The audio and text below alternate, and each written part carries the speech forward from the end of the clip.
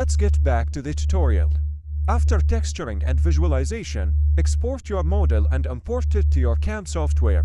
In my case, I'm going to use Vectric Aspire. You can choose any CAM software to generate the G-code for your CNC machine.